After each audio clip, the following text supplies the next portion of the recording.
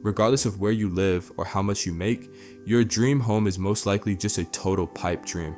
But don't go thinking this is a problem specific to your city, your country, or your government. This is a massive global trend.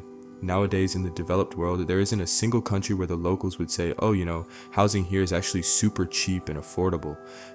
It might be cheap for foreigners, but it's never cheap for the people who actually live there. The popular argument that Gen Z is just stupid and impulsive, blowing money on almond milk matcha lattes and splurging on online marketplaces is convenient, but dead wrong. First of all, the housing crisis is a universal struggle across all generations. Second, even if you cut out the coffee, you wouldn't be able to afford a car, let alone a house, because prices are just through the roof. It's the cold hard truth. Even if you land a solid job at a top tier company, you're still making just enough to cover the daily grind and nothing more. In 2000, the median household income in the US was $70,000 a year, while the median home price was $172,000. That meant you could save up for a house in about 2.5 years, assuming you didn't spend a dime on food or anything else. In 2023, median income rose to $80,000, but home prices skyrocketed to $430,000. Now, it takes 5.5 years of total income to cover that cost. In just 23 years, housing has become twice as unaffordable.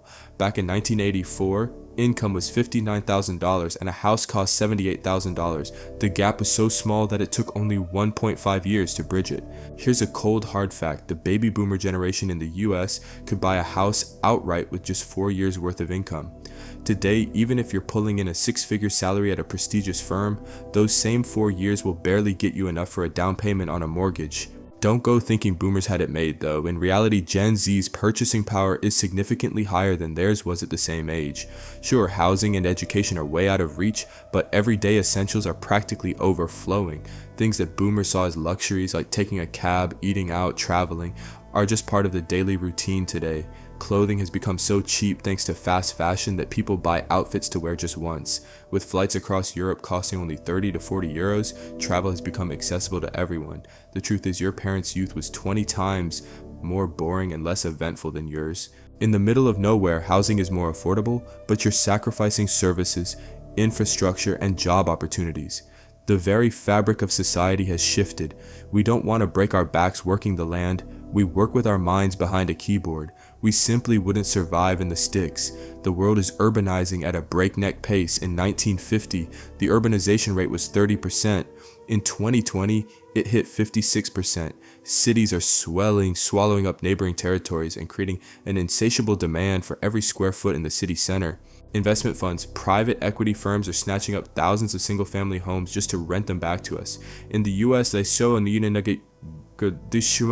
only own about 2% of the market so far, but 15 years ago, they were non-existent. Their ultimate goal is to corner the housing market. Cheap credit, ironically affordable mortgages drive up demand, which in turn sends prices skyrocketing. Red tape. In Europe, getting a building permit can take up to a decade. Construction is expensive, complicated, and slow. This bureaucracy chokes out new players and drives up the final cost. Labor costs, worker rights, and higher minimum wages make building a lot pricier. Much of the infrastructure in the US and Europe was built between the 50s and 80s when labor was cheap. Today, a guy like Alfred in Germany drives on old, patched-up autobahns because building new ones is just too expensive. The Airbnb effect, short-term rentals, have flipped the market upside down. In cities like Rome or Barcelona, it's more profitable to rent to a tourist for 3 days than to a local for a year. This pushes out residents and turns capitals into soulless tourist traps. Global capital. Wealthy investors from China are buying up property in Athens, and now Greeks can no longer afford to live in their own city. In Prague, real estate prices have skyrocketed by 200% over the last 15 years. The culprits: red tape, high labor costs, and a massive influx of migrants. To buy a home in Prague, you'd need 15 years worth of the average annual salary. One of the worst affordability ratings in Europe, trailing only Athens and Amsterdam. A square meter in a new development starts at 7,000 euros, while the average monthly take-home pay is just 2,500 euros. Rising construction costs are leading to a massive dip in quality. Developers are stripping away all the extras and the Baroque flourishes, the Rococo details, the ornate balustrades, simply because they're too expensive. In the US, houses are being built basically out of cardboard. Why? Because a solid concrete house wouldn't cost $1 million, it would cost $1.5 million. Government intervention, whether it's minimum wage hikes, strict quality standards, or red tape, often just makes the whole process more expensive. If you're priced out of a major city in your own country, look abroad. It's more accessible than ever before. The bottom line, demand is outstripping urban growth. Cities simply can't keep up. The one paycheck dream is dead. Buying a home on a standard salary is nearly impossible now.